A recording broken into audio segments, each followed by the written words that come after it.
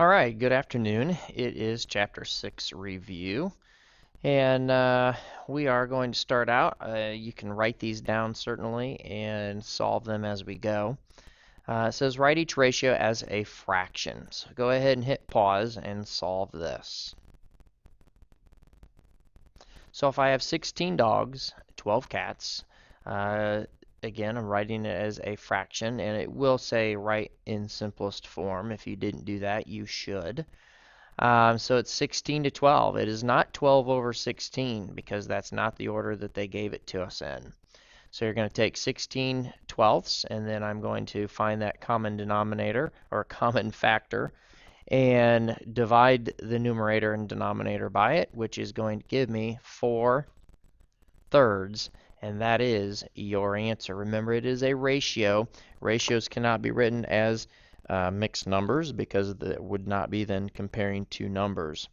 So be careful with that.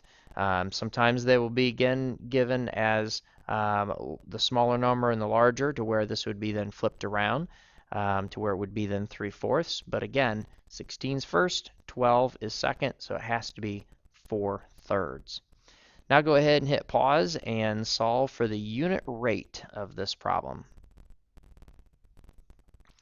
So unit rate, again, we're just simply write this as a ratio first. So 810 over 9 days. We are trying to then also make this into a unit rate. So since it's miles, this is days. We are trying to find out how much it is, how many miles it is per day. So you're going to divide both of them by the denominator. And this is going to give you 1 day for the denominator. And for my 810, I would simply divide that, 810 divided by 9, and that's going to give me 90. So 90 miles per 1 day, and this is how you can write that. You can also write it down as 90 miles and then the word per and then a day if you like as well. Now it is rate of change, and when you do a rate of change, you're simply looking at, this is the amount in dollars, and this is how much it is for each week, or this is determining each week. You can look for the pattern on this as well if you like, but you're virtually comparing, making certain that these go in the same amount of sequence. So we're adding 30, adding 30, adding 30. This one's adding 1, adding 1, adding 1. So adding 1 for my denominator, 30 is the top, and so it is 30 to 1 is the rate of change. Okay, those are pretty simple for the most part. Just be careful, again, that you are trying to find what it is, the difference, or what you're adding on to each one. So again, if we're getting bigger or smaller, it doesn't matter, but that is your rate of change. Okay. Obviously, if it's getting smaller, then these would be more of a negative number for the rate of that change as well. Converting, I'm going to let you go ahead and hit pause and solve all three of these. So I have 4 quarts equals how many pints? Well, if we recall, it is 1 quart equals 2 pints. 2 pints would equal 1 quart. So since I'm getting bigger, my answer is going to get bigger, going from 1 quart to that. So if I'm getting bigger, I'm going to multiply. So for every one of the 4 quarts, that takes 2 pints. So 4 times 2 is going to give me 8. Now for my cups, I'm talking about how many cups per pint. Since this is my larger unit of measurement, it's a 1. And how many cups are in 1 pint? Well, there's also 2 cups in 1 pint. So how many groups of cups? And since I'm going from 2 to a 1, I am getting smaller, so I'm going to have to divide these. So 9 divided by 2, which is going to give me 4 1/2 pints would equal 9 cups. Now that I'm looking at the metric system, going from kilometers to centimeters, again, when we use our King Henry died by drinking chocolate milk diagram, You can see King Henry died, B for my base, died by drinking chocolate milk. Kilometers, we're not going to really get into either one of these units of measurement. The base, and then we skip to centimeters and then millimeters. But we still need all of those other units of measurement in helping us determine what to how many times to move the decimal point. So if I'm going from kilometers, I'm right here, and moving in this direction to centimeters, we're going to move 1, 2, 3, 4, 5 times to the right. So 1, 2, 3, 4, 5. So we add our zeros in here for place value. So you can see we get 1, 5, and then 4 zeros. Put a comma in there because our decimal is down here at the end. It ends up being 150,000 centimeters in 1.5 kilometers. Okay. Now let's look at solving some proportions. And remember, we use cross multiplication to solve. So go ahead and, or that is one of the methods is cross multiplication, and it works for all. The other methods don't necessarily work for all. So go ahead and hit pause and solve these in the manner that you wish. Well, when we look at this, again, if we cross multiply, we're simply saying, well, x times 5 is going to give me 5x equals, and then 10 times 3 is 30. We can divide both sides by 5, and x then equals 30 divided by 5 is 6. Another possible way would say, well, how did 5 become 10? Well, we multiplied by 2. So 3 times 2 gives me 6. That is another method. But that method right here that we just did will not work for this because 8 can't turn into 6 by multiplying it or dividing it by a whole number. So therefore, cross product is going to be your best. So we're simply going to take the diagonals of 12 times 6, which is going to give me, so 12 times 6 is 72, which equals then 8 times a, which is 8a.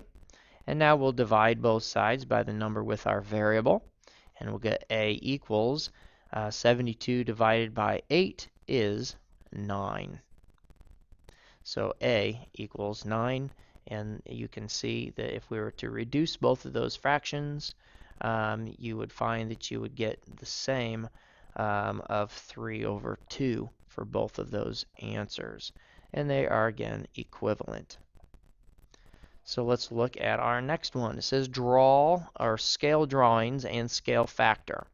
So if our first example says 2 inches apart on a map, that's how far the distance is from point A to point B. And the scale is going to be a half an inch equals 6 miles. Find that actual distance. Let's go ahead and hit pause and let you solve that. And while you're hitting pause, you might as well solve this as well for scale factor of this ratio. The best way of doing this is taking my scale, which is 1/2 over 6 miles, and this is inches, this is miles, equals, and then we have 2 inches apart, so inches are on top. We're trying to find the actual miles, so that's our x. So then we can simply cross multiply in solving this. So 6 times 2 is 12 equals 1/2 times x. And then we can divide both of them by half, or 0.5 if you prefer to do that. So you can certainly do that as well if you feel more comfortable. It does not matter to me. Most of you probably are using 0.5x. So divide both of them by 0.5. And what is 12 divided by 0.5? Well, when you plug that in your calculator, you'll see that gives me 24. So 2 inches apart on a map is going to actually give me 24 miles. And yes, make certain you label. Now a scale factor, you're simply taking my 2 inches over 3 feet because that's the order they gave it to you as the ratios.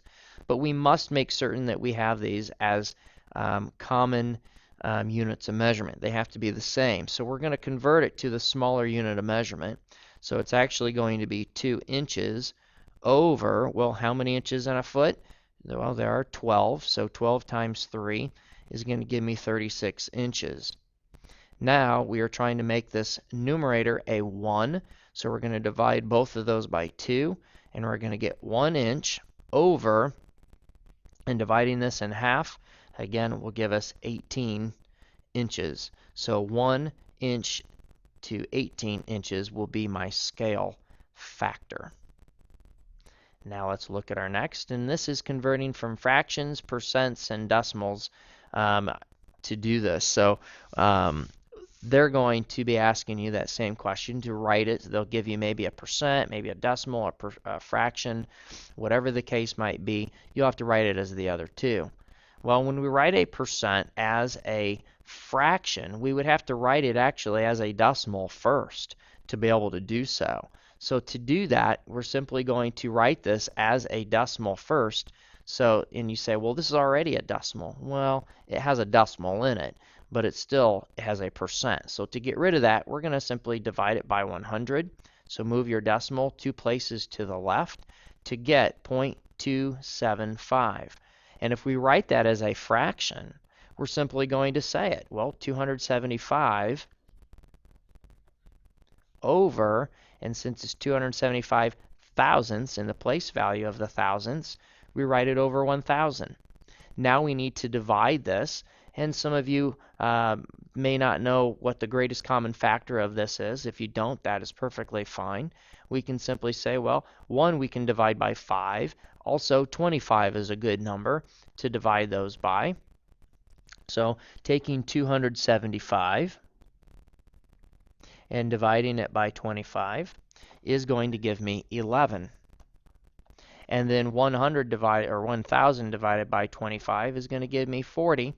And we can't reduce it any further. So yes, 25 was my greatest common factor. If you divided by 5, then you would have had to have divided by 5 again to get my 11/40ths. So these are the other equivalencies to 27.5%. So now let's look at our next one, and this is dealing with slope and slope intercept. And remember my slope formula. If you are needing that, slope, meaning m, is y2 minus y1 over the change. So again, change in y over change in x, if you need to utilize this. So keep that in mind. They might give you points up here to where you would have to find that, or they will give you something of this nature as well. So slope is 2 and my y-intercept is -1. Well, my y-intercept again is on that y-axis. Where is -1? Well, -1, we start at 0 and we're going to go down. So that's my first point. From that point, we are going to have to go according to the slope, which slope is 2, which we write 2 over 1. Okay, rise over run. So we're going to move up 2 from this point, 1, 2, and then over 1, which 1 would be here. And so again, 1, 2, over 1, there's my second point. If this were a -2, then we would move to the left. Okay, or sorry, if this was a -2, my bad, then we would move down 2 and then over 1. Okay, if this were a +1 for our y-intercept, we would have moved from here and moved up 1, would have been our first point. Okay, so be careful with all those. And again, this was a positive.